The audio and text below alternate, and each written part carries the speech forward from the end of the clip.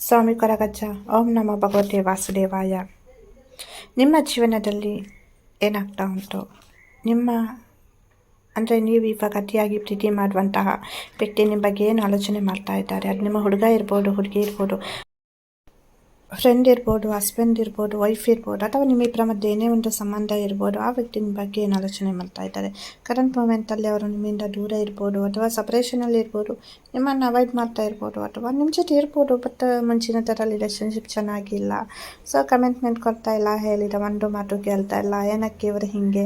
So ಈ relationship ಸರಿಯಾಗುತ್ತಾ? Move on ಆಗಬೇಕಾ? ಏನು ಮಾಡೋದು ಅಂತ ನಿಮಗೆ ಗೊತ್ತಾಗಲ್ಲ. ನೋಡುವ, ಪ್ರಾರ್ಥನೆಯನ್ನು ಮಾಡಿ ನಿಮ್ಮ ವ್ಯಕ್ತಿಯ ಹೆಸರನ್ನು 8 ಸಲ ಹೇಳಿಬಿಟ್ಟು ಅವ್ರ ಜೊತೆ ಕಳೆದಂಥ ಸುಂದರವಾದ ಕ್ಷಣಗಳನ್ನು ನೆನಪು ಮಾಡ್ಕೊಳ್ಳಿ, ಪ್ರಾರ್ಥನೆಯನ್ನು ಮಾಡ್ಕೊಳ್ಳಿ. ಪ್ರಾರ್ಥನೆ ಮಾಡೋದ್ರಿಂದ ಒಂದು ಪಾಸಿಟಿವ್ ವೈಬ್ರೇಷನ್ ಎನರ್ಜಿ ಸಿಗುತ್ತೆ. ಸೊ ಅದಕ್ಕೋಸ್ಕರ ಹೇಳ್ತಾ ಇದ್ದೇನೆ. ಇದು ಜನರಲ್ ಆಗಿರುತ್ತೆ. ನಿಮಗೆ ಯಾವ್ದು ಅನ್ವಯ ಆಗುತ್ತೆ ಅದನ್ನು ಮಾತ್ರ ಕನ್ಸಿಡರ್ ಮಾಡಿ. ನಿಮಗೆ ಗೊತ್ತಾಗುತ್ತೆ ನಾನು ಹೇಳುವಾಗ ಯಾವ್ದು ನಿಮಗೆ ಅನ್ವಯ ಆಗುತ್ತೆ ಅಂತ. ಪ್ರಾರ್ಥನೆಯನ್ನು ಮಾಡಿ 8 ಸಲ ಅವರ ಹೆಸರನ್ನು ಹೇಳಿ. ಇಲ್ಲಿ ಆ ವ್ಯಕ್ತಿ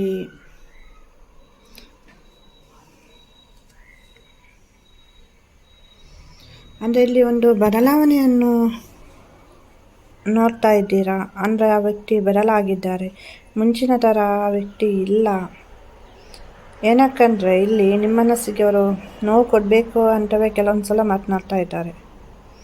ನಿಮಗೆ ನೋವಾಗೋ ಥರನೇ ನಡ್ಕೊಳ್ತಾ ಇದ್ದಾರೆ. ಅವ್ರಿಗೆ ಗೊತ್ತಿರುತ್ತೆ ನಿಮಗೆ ನೋವಾಗುತ್ತೆ ಈ ಥರ ನಾನು ನಡ್ಕೊಂಡ್ರೆ ಅಂತ. ಅದು ನಿಮ್ಮ ಹುಡುಗ ಇರ್ಬೋದು, ಹುಡುಗಿ ಇರ್ಬೋದು, ಅದೇ ಥರ ಅವರು ನಡ್ಕೊಳ್ತಾ ಇದ್ದಾರೆ. ಹೌದಾ ಅಲ್ವಾ ಹೇಳಿ?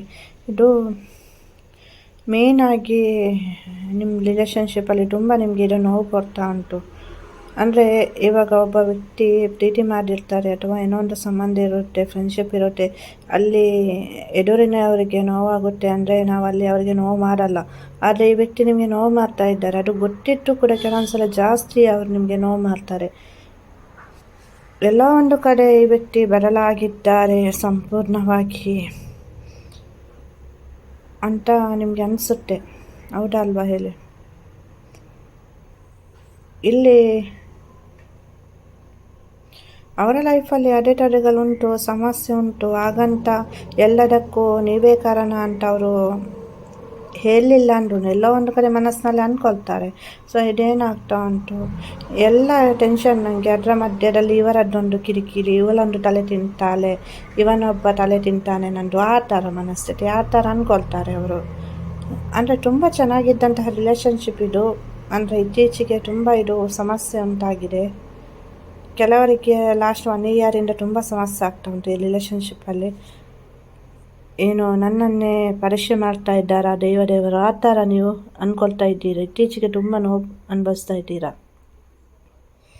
ಏನು ನಂದು ರೇಂಜ್ ಏನು, ನಾನು ಯಾವ ಥರ ಇದ್ದವನು, ಇವರೇಕೆ ಈ ಥರ ನಡ್ಕೊಳ್ತಾರೆ, ನನಗೆ ಒಂದು ಡಿಗ್ನಿಟಿ ಇಲ್ವಾ, ನನಗೆ ಒಂದು ಐಡೆಂಟಿಫೈ ಇಲ್ವಾ ಅಂತ ನೀವು ಅಂದ್ಕೊಳ್ತಾ ಇದ್ದೀರಾ. ಆದರೂ ಅದು ಅವ್ರು ನಿಮ್ಮ ವ್ಯಕ್ತಿಗೆ ಗೊತ್ತಾಗ್ತಾ ಇಲ್ಲ. ಅಂದರೆ ನೀವು ಈ ರಿಲೇಷನ್ಶಿಪ್ಪನ್ನು ಉಳಿಸ್ಕೊಳ್ಬೇಕು, ಈ ವ್ಯಕ್ತಿಯನ್ನು ಕಳ್ಕೊಳ್ಬಾರ್ದು ಅಂತ ನೀವು ಪ್ರಯತ್ನ ಮಾಡ್ತಾ ಇದ್ದೀರಿ. ಅಂದರೆ ನನ್ನ ಹುಡುಗಿ ನನ್ನಿಂದ ದೂರ ಆಗಬಾರ್ದು, ನನ್ನ ಹುಡುಗ ನನ್ನಿಂದ ದೂರ ಆಗಬಾರ್ದು, ಅವ್ರು ಇವತ್ತೆಲ್ಲ ಅವರಿಗೆ ಅರ್ಥ ಆಗುತ್ತೆ ನಾನೇನು, ನನ್ನ ಪ್ರೀತಿ ಏನು ಅಂತ ನೀವು ಅಂದ್ಕೊಳ್ತಾ ಇದ್ದೀರಾ. ಹೌದಲ್ವಾ ಹೇಳಿ? ನಿಮ್ಮ ಒಳ್ಳೆಯ ಮನಸ್ಸು ಅವರಿಗೆ ಅರ್ಥ ಆಗ್ತಾ ಇಲ್ಲ, ಏನಕ್ಕೆ ಈ ಥರ ಆಗ್ತಾ ಉಂಟು. ಸೊ ಒಬ್ಬ ವ್ಯಕ್ತಿ ಸಂಪೂರ್ಣವಾಗಿ ಚೇಂಜ್ ಆಗಲಿಕ್ಕೆ ಹೇಗೆ ಸಾಧ್ಯ? ಇದು ನಿಮ್ಮ ಮನಸ್ಸಲ್ಲಿ ಕಾಡುತ್ತೆ ಕೆಲವೊಂದು ಸಲ ಪ್ರಶ್ನೆ, ಏನಕ್ಕೆ ಅವರು ಈ ಥರ ಮಾಡ್ತಾ ಇದ್ದಾರೆ ಅಂತ. ಇಲ್ಲಿ ಕೆಲವರಿಗೆ ಥರ್ಡ್ ಪಾರ್ಟಿ ಸಿಚುವೇಶನ್ ಉಂಟು. ಇಲ್ಲಿ ಥರ್ಡ್ ಪಾರ್ಟಿ ಅಂದರೆ ಬೇರೆ ಹುಡುಗ ಹುಡುಗಿ ಅಂತಲೂ ಕನ್ಸಿಡರ್ ಮಾಡ್ಬೋದು ಕೆಲವರಿಗೆ. ಮತ್ತು ಕೆಲವರಿಗೆ ಇಲ್ಲಿ ಫ್ಯಾಮಿಲಿ ಇಶ್ಯೂ, ಅವರ ಕುಟುಂಬದಲ್ಲಿ ಅಥವಾ ಅವರ ಫ್ಯಾಮಿಲಿಯಲ್ಲಿ ಏನು ಪೇರೆಂಟ್ಸ್ ನಡುವೆ ಏನಾದರೂ, ಅಥವಾ ಜಾಬ್ ರಿಲೇಟೆಡ್ ಏನೋ ಒಂದು ಕಿರಿಕಿರಿ ಇರ್ಬೋದು, ಅಥವಾ ಸಮಸ್ಯೆ ಇರ್ಬೋದು, ಮದರ್ ಇಶ್ಯೂ ಇರ್ಬೋದು, ಫಾದರ್ ಇಶ್ಯೂ ಇರ್ಬೋದು. ಸೊ ಏನೋ ಅವ್ರು ಅಂದ್ಕೊಂಡಿದ್ದೆ ಅವ್ರು ಕೂಡ ಆಗ್ತಾ ಇಲ್ಲ. ಆ ಥರ ಇರುವಾಗ ನೀವು ಕೂಡ ಅವರಿಗೆ ಒಂದು ರೀತಿಯಲ್ಲಿ, ಅಂದರೆ ನೀವು ಕೂಡ ಅಲ್ಲಿ ಒಂದು ಅವರಿಗೆ ಕೆಟ್ಟ ವ್ಯಕ್ತಿ ಅಂತ ಅಲ್ಲ, ಅಂದರೆ ಇದು ಏನೋ ಒಂದು ಕಡೆ ನೀವೇ ಅವರಿಗೆ ಅದೇ ಇದ್ದ ಥರ ಅವ್ರಿಗೆ ಅನ್ನಿಸುತ್ತೆ. ನೀವು ಕೆಟ್ಟವರಂತಲ್ಲ, ಬಟ್ ಎಲ್ಲೋ ಒಂದು ಕಡೆಯಲ್ಲಿ ಸ್ಟಕ್ ಎನರ್ಜಿ ನೀವು ಅಂತ ಅವ್ರಿಗೆ ಅನಿಸ್ತಾ ಉಂಟು.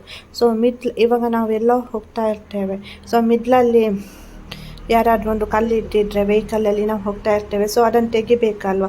ಸೊ ಆ ಥರ, ಅಂದರೆ ಎಲ್ಲೋ ಒಂದು ಕಡೆ ಆ ಥರ ಮನಸ್ಥಿತಿ ಅಂದ್ಕೊಳ್ತಾ ಇದ್ದಾರೆ. ಅಂದರೆ ಅವರ ಲೈಫಲ್ಲಿ ಕೆಲವೊಂದು ಸಲ ಅವರಿಗೆ ಅಡೆತಡೆಗಳು ಯಾವುದು ಸ್ಟಕ್ ಎನರ್ಜಿ ಯಾವುದು ಅಂತ ಗೊತ್ತಾಗಲ್ಲ. ಸೊ ನೀವೇ ಏನೋ ಸ್ಟಕ್ ಎನರ್ಜಿ, ನೀವೇ ಅವರ ಲೈಫಲ್ಲಿ ಏನೋ ಒಂದು ಅಡ್ಡ ಬಂದ ಥರ ಅವರಿಗೆ ಅನಿಸುತ್ತೆ ಕೆಲವರಿಗೆ. ಇಲ್ಲಿ ಆ ಥರ ಅವ್ರು ಅಂದ್ಕೊಳ್ತಾರೆ, ಬಟ್ ಅವರಿಗೆ ಕರೆಕ್ಟಾಗಿ ಏನು ಅಂತ ಆಲೋಚನೆ ಮಾಡಲಿಕ್ಕೆ ಆಗ್ತಾ ಇಲ್ಲ. ಇಲ್ಲಿ ಕೆಲವರು ಅತಿಯಾಗಿ ಕೋಪ ಮಾಡ್ತಾರೆ. ನಿಮ್ಮ ವ್ಯಕ್ತಿ ಅತಿಯಾಗಿ ಅಂದರೆ ಅವರಿಗೆ ಕಂಟ್ರೋಲ್ ಇಲ್ಲ. ಅದು ಕೋಪ ಒಂದು ಕ್ಷಣ ಬಂದ್ರೂ ಎದುರಿನವರಿಗೆ ಅವರು ಏನು ಮಾತನಾಡ್ತಾರೆ, ಸೊ ಏನು ಹೇಳ್ತಾರೆ, ಅವರ ಮನಸ್ಸಿಗೆ ಯಾವ ಥರ ನೋವು ಮಾಡ್ತಾರೆ, ಸೊ ಅದು ಅವರಿಗೂ ಗೊತ್ತಾಗಲ್ಲ. ಯಾವ ಥರ ಅವಮಾನ ಮಾಡ್ತಾರೆ. ನೀವೆಷ್ಟೋ ಅವಮಾನ ಅನುಭವಿಸಿದ್ದೀರ ನಿಮ್ಮ ವ್ಯಕ್ತಿಯಿಂದ, ಆದ್ರೂ ಈಗಲೂ ಆ ವ್ಯಕ್ತಿಯೇ ಬೇಕು. ಇಲ್ಲ ಇವತ್ತೆಲ್ಲ ಅವರು ಸರಿ ಹೋಗ್ತಾರೆ, ಸೊ ನನ್ನ ನಂಬರ್ ಬ್ಲಾಕ್ ತೆಗ್ತಾರೆ. ಇಲ್ಲ ಅವರ ಆ ಥರ ಅಲ್ಲ, ಏನೋ ಒಂದು ಏನು ಇಲ್ಲ ಅವರೇ ಬೇಕು ನನಗೆ. ಆ ಥರ ಮನಸ್ಥಿತಿ ನಿಮ್ಮದು. ಏನು ಹೇಳಿ ಇದ್ರ ಬಗ್ಗೆ, ಹೌದಾ ಅಲ್ವಾ? ಸೊ ತುಂಬ ಹಚ್ಕೊಂಡಿದ್ದೀರಾ, ತುಂಬ ಡೀಪ್ ಲವ್, ಡೀಪ್ ಫೀಲಿಂಗ್ಸ್. ಇಲ್ಲಿ ಕೆಲವರ ಸೋಲ್ಮೆಂಟ್ ಕನೆಕ್ಷನ್ ಉಂಟು, ಕೆಲವರಿಗೆ ಇಲ್ಲಿ ಕಾರ್ಮಿಕ್ ಲೆಸನ್ ಕಲಿಬೇಕಾಗಿರುತ್ತೆ. ಸೊ ಹಾಗಾಗಿ ಪೇನ್ಫುಲ್ ಸಿಚುವೇಶನ್ ಇದು ಇವಾಗ ನಿಮ್ಮ ಲೈಫಲ್ಲಿ. ತುಂಬ ತುಂಬ ಅಂದರೆ ತುಂಬ ಪೇನ್ಫುಲ್. ಎಲ್ಲ ಕಡೆಯಿಂದ ನಿಮಗೆ ನೋವು, ದುಃಖ, ಹತಾಶೆ, ನಿರಾಶೆ ಇವೆಲ್ಲನೂ ಆಗ್ತಾ ಉಂಟು. ಲೈಫಲ್ಲಿ ಒಂದು ಥರ ರೀತಿಯಲ್ಲಿ ನಿಮಗೆ ಟ್ವಿಸ್ಟ್ ಅಂದರೆ ತುಂಬ ಸ್ಟ್ರಗಲ್ ಮಾಡ್ತಾ ಇದ್ದೀರಾ. ಏನು ಮಾಡ್ತಾ ಇದ್ದೀರಾ ಅಂತ ನಿಮಗೇ ಅರ್ಥ ಆಗ್ತಾ ಇಲ್ಲ. ಮೇಯ್ನಾಗಿ ನಿಮ್ಮ ವ್ಯಕ್ತಿ ನಿಮ್ಮ ಲೈಫಲ್ಲಿ ಬರ್ತಾರೆ, ಎಲ್ಲ ಸರಿ ಆಗುತ್ತಾ ನೋಡೋದಾದರೆ ಆ ವ್ಯಕ್ತಿ ಬರ್ತಾರೆ. ಬಟ್ ಕರೆಂಟ್ ಟೈಮಲ್ಲಿ ಅಲ್ಲ, ಈ ಕರೆಂಟ್ ಸಿಚುವೇಷನಲ್ಲಿ ಅಲ್ಲ, ಇವಾಗಲ್ಲ, ಸ್ವಲ್ಪ ವೇಟ್ ಮಾಡಬೇಕಾಗುತ್ತೆ. ಇಲ್ಲಿ ಮೇಯ್ನಾಗಿ ನೀವು ನಿಮ್ಮ ಹೆಲ್ತ್ ಬಗ್ಗೆ ಚೆನ್ನಾಗಿ ನೋಡ್ಕೊಳ್ಬೇಕಾಗುತ್ತೆ. ಹಾಗೆಯೇ ನಿಮ್ಮ ಪೇರೆಂಟ್ಸ್ ಬಗ್ಗೆನೂ ಟೇಕ್ ಕೇರ್ ಮಾಡಬೇಕು. ಇಲ್ಲಿ ಎಲ್ಲ ಒಂದು ಕಡೆ ನಿಮಗೆ ಅಥವಾ ನಿಮ್ಮ ಮನೆಯಲ್ಲಿ ಏನೋ ಒಂದು ಸಮಸ್ಯೆ ಆಗುತ್ತೆ, ಹೆಲ್ತ್ ರಿಲೇಟೆಡ್ ಇಶ್ಯೂ. ಕೆಲವರಿಗೆ ಆಲ್ರೆಡಿ ಇರ್ಬೋದು. ಸೊ ಆಲ್ರೆಡಿ ನೀವು ಸಮಸ್ಯೆನ ಎದುರಿಸ್ತಾ ಇರ್ಬೋದು. ಅದು ಎನರ್ಜಿ ಕೂಡ ಕಾಣಿಸ್ತಾ ಉಂಟು ಇಲ್ಲಿ. ಹಾಗಾಗಿ ಇಲ್ಲಿ ನೀವು ತುಂಬ ಕೇರ್ಫುಲ್ಲಾಗಿರಬೇಕು. ನೋಡಿ, ಪ್ರೀತಿ ಅಂತ ಹೇಳಿಬಿಟ್ಟು ಹೆಲ್ತ್ ಹಾಳು ಮಾಡಿಕೊಂಡ್ರೆ, ಪ್ರೀತಿ ಬಂದು ನಮ್ಮ ಹೆಲ್ತನ್ನು ಸರಿ ಮಾಡಲ್ಲ. ನಮ್ಮ ಹೆಲ್ತನ್ನು ನಾವೇ ಸರಿ ಮಾಡ್ಕೊಳ್ಬೇಕು ಅಲ್ವಾ? ಸೊ ಹಾಗಾಗಿ ನಮ್ಮವರನ್ನು ಕೂಡ ಚೆನ್ನಾಗಿ ನೋಡ್ಕೊಳ್ಬೇಕು. ಅಂದರೆ ನಾಳೆ ಆ ಪ್ರೀತಿ ಬೇಕಿದ್ರೂ ನಮ್ಮ ಹೆಲ್ತ್ ಚೆನ್ನಾಗಿದ್ದರೆ ನಮ್ಮ ಪ್ರೀತಿ ನಮಗೆ ಸಿಗುತ್ತೆ. ನಮ್ಮ ಹೆಲ್ತೇ ಸರಿ ಇಲ್ಲ ಅಂದರೆ ಅವ್ರಿಗೆ ಕಾಲ್ ಮಾಡಿ ಒಂದು ಮಾತನಾಡಲಿಕ್ಕಾಗುತ್ತಾ, ಮೀಟ್ ಮಾಡಲಿಕ್ಕಾಗುತ್ತಾ, ಸೊ ಹೇಗಿದ್ದೀಯಾ ಅಂತ ಕೇಳಲಿಕ್ಕಾಗುತ್ತಾ? ಇಲ್ಲ ಅಲ್ಲ. ಹೆಲ್ತ್ ಕಡೆಯಲ್ಲಿ ತುಂಬ ಹೆಲ್ತ್ ವಿಷಯ ಅನ್ನಿಸ್ತಾ ಉಂಟು. ಹಾಗೆಯೇ ಪೇರೆಂಟ್ಸ್ ಬಗ್ಗೆ, ಹಾಗೆಯೇ ಮನೆಯಲ್ಲಿ ಯಾರಾದರೂ ಅಕ್ಕ ತಂಗಿಯರು, ಅಣ್ಣ ತಮ್ಮಂದಿರು, ಸೊ ಏಜೆಡ್ ಪರ್ಸನ್ಸ್ ಇದ್ದರೆ ನೋಡ್ಕೊಳ್ಳಿ. ಅವರ ಬಗ್ಗೆನೂ ಹೆಲ್ತ್ ಬಗ್ಗೆ ಕೇರ್ ತಗೊಳ್ಳಿ. ಅಂದರೆ ಇಲ್ಲಿ ಕೆಲವರು ಮೇಯ್ನಾಗಿ ನೀವೇ ನಿಮ್ಮ ಮನೆಯಲ್ಲಿ ಮೇಯ್ನಾಗಿದ್ದೀರಾ. ಹುಡುಗ ಇರ್ಬೋದು, ಹುಡುಗಿ ಇರ್ಬೋದು. ಸೊ ಕೆಲವರೆಲ್ಲ ತುಂಬ ಜವಾಬ್ದಾರಿಯುತವಾದಂತಹ ಅಂದರೆ ಒಂದು ಕರ್ತವ್ಯವನ್ನು ನಿಭಾಯಿಸ್ತಾ ಇದ್ದೀರಾ ನಿಮ್ಮ ಮನೆಯಲ್ಲಿ. ಹಾಗಾಗಿ ಮತ್ತೆ ಇಲ್ಲಿ ಟೆನ್ಷನ್ ಮಾಡ್ಕೊಳ್ತಾ ಇದ್ದೀರಾ. ಏನಕ್ಕೆ ಇಷ್ಟು ಟೆನ್ಷನ್ ಅಂತ ನನಗಂತೂ ಅರ್ಥ ಆಗ್ತಾ ಇಲ್ಲ. ನಿಮಗೆ ಒಂದು ಸುಂದರವಾದ ಜೀವನ ಉಂಟು, ಅದರ ಬಗ್ಗೆ ಆಲೋಚನೆ ಮಾಡಿ. ಟೆನ್ಷನ್ ಮಾಡ್ಕೊಳ್ದ್ರಿಂದ ಪ್ರಾಬ್ಲಮ್ ಸಾಲ್ವ್ ಆಗುತ್ತಾ? ಇಲ್ಲಲ್ವಾ? ಎಲ್ಲಿ ಪ್ರಾಬ್ಲಮ್ ಸ್ಟಾರ್ಟ್ ಆಗಿದೆ ಅಲ್ಲಿ ಒಂದು ಸೊಲ್ಯೂಷನ್ ಇದ್ದೇ ಇರುತ್ತೆ. ತಾಳ್ಮೆ ಇರಬೇಕು, ಕಾಯುವಂತಹ ಸಂಯಮ ಇರಬೇಕು. ಎಲ್ಲನೂ ನಾನು ಅಂದ್ಕೊಂಡಿದ್ದಾಗುತ್ತೆ ಅನ್ನುವ ಒಂದು ಸಕಾರಾತ್ಮಕ ಮನೋಭಾವನೆ ಇರಬೇಕು. ಕಷ್ಟ ಆಗುತ್ತೆ, ನನಗೆ ಅರ್ಥ ಆಗುತ್ತೆ ನಿಮ್ಮ ಮನಸ್ಥಿತಿ ಹೆಂಗಿರುತ್ತೆ ಅಂತ. ತುಂಬ ನೊಂದ್ಕೊಳ್ತೀರಾ, ದುಃಖ ಬರ್ತೀರಾ, ನನ್ನ ಲೈಫೇ ಸ್ಪೈಲ್ ಆಯಿತು, ನನಗೆ ಜೀವನದಲ್ಲಿ ಏನೂ ಇಲ್ಲ, ಸೊ ಅಂಥ ನಿರಾಶೆಗೆ ಕೂಡ ಹೋಗಿದ್ದೀರಾ. ಇಲ್ಲಿ ಕೆಲವರು ಅರ್ಥ ಆಗುತ್ತೆ ನನಗೆ ಎಲ್ಲನೂ. ಬಟ್ ನೀವು ತಾಳ್ಮೆಯಿಂದ ಇರಬೇಕಾಗುತ್ತೆ. ಇಲ್ಲಿ ಎಲ್ಲನೂ ಒಮ್ಮೆನೇ ಬದಲಾಗುತ್ತೆ ಅಂದರೆ ಅದು ಮ್ಯಾಜಿಕ್ ಥರ ಬದಲಾಗಲ್ಲ.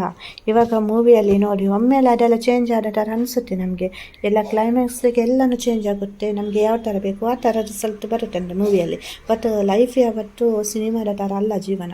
ಅದು ಸ್ಲೋ ಬ್ಯಾಲೆನ್ಸಲ್ಲಿ ಹೋಗ್ತಾ ಇರುತ್ತೆ, ನಿಧಾನಗತಿಯಲ್ಲಿ. ಒಮ್ಮೆಲೆ ಎಲ್ಲ ಚೇಂಜ್ ಆಗಬೇಕು ಅಂತ ನಾವು ಏನನ್ನು ಬದಲಾಯಿಸಲಿಕ್ಕೆ ಆಗಲ್ಲ. ತಾಳ್ಮೆಯಿಂದಿರಿ. ನನ್ನನ್ನು ನಿಮ್ಮ ಸ್ವಂತ ಸಹೋದರಿ ಅಂತ ತಿಳ್ಕೊಳ್ಳಿ. ಏನೇ ಒಂದು ದುಃಖ ಇರ್ಬೋದು, ನೋವು ಇರ್ಬೋದು, ನನ್ನ ಜೊತೆ ಶೇರ್ ಮಾಡಿ. ಹಾಗೆಯೇ ಬಿಸ್ನೆಸ್ ರಿಲೇಟೆಡ್ ಪ್ರಾಬ್ಲಮ್ ಇರ್ಬೋದು, ಜಾಬ್ ರಿಲೇಟೆಡ್ ಪ್ರಾಬ್ಲಮ್ ಇರ್ಬೋದು, ಅಥವಾ ಹಣಕಾಸಿಗೆ ಸಂಬಂಧಿಸಿದ್ದು, ಮದುವೆ ಆಗ್ತಾ ಇಲ್ಲ, ಪ್ರೀತಿಸಿದ ಹುಡುಗ ಅಥವಾ ಹುಡುಗಿ ಒಪ್ತಾ ಇಲ್ಲ, ನಂಬರ್ ಬ್ಲಾಕ್ ಮಾಡಿದ್ದಾರೆ, ಅಥವಾ ಮನೆಯಲ್ಲಿ ಪೇರೆಂಟ್ಸ್ ಮ್ಯಾರೇಜ್ಗೆ ಒಪ್ತಾ ಇಲ್ಲ, ಅಥವಾ ನಿಮಗೆ ಗೌರ್ಮೆಂಟ್ ಜಾಬ್ ಬೇಕು, ಪ್ರೈವೇಟ್ ಜಾಬ್ ಬೇಕು, ಅಥವಾ ಇನ್ಯಾವುದೇ ನಿಮ್ಮದು ಸಮಸ್ಯೆ ಇರ್ಬೋದು, ಅಥವಾ ಹಣಕಾಸಿಗೆ ಸಂಬಂಧಿಸಿದ ಆಸ್ತಿಯ ವಿಷಯವಾಗಿರ್ಬೋದು, ಅಥವಾ ವಶೀಕರಣ, ಮಾತ್ರ ಮಂತ್ರ, ಸಂವಹನ, ಈ ಸಮಸ್ಯೆಯನ್ನು ನಿಮಗೆ ಕಾಡ್ತಾ ಇರ್ಬೋದು. ಅಥವಾ ವೈರಿಗಳು, ಶತ್ರುಗಳು ಜಾಸ್ತಿ ಆಗಿದ್ದಾರೆ ಅಂದ್ರೂ ನೀವು ನನ್ನ ಜೊತೆ ಹೇಳಿ. ನಾನು ನನ್ನ ಪರ್ಸ್ನಲ್ ಪ್ರಾರ್ಥನೆ ಸಮಯದಲ್ಲಿ ನಿಮಗೋಸ್ಕರ ಪ್ರಾರ್ಥನೆಯನ್ನು ಮಾಡ್ತೇನೆ. ಹಾಗೆಯೇ ಮಂತ್ರ ಜಪವನ್ನು ಕೂಡ ಮಾಡ್ತೇನೆ.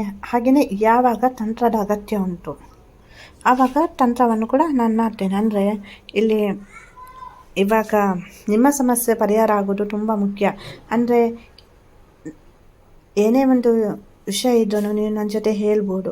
ಸೊ ಅದಕ್ಕೆ ಏನು ಆ ಸಮಸ್ಯೆಯಿಂದ ಹೊರಬರಬೇಕು ಅಥವಾ ಆ ಕೋರಿಕೆ ಆಸೆ ನೆರವೇರಬೇಕು, ಅದಕ್ಕೆ ನಾನು ಏನು ಬೇಕು ಅದನ್ನು ನಾನು ನಿಮ್ಮ ಪರವಾಗಿ ಮಾಡ್ತೇನೆ.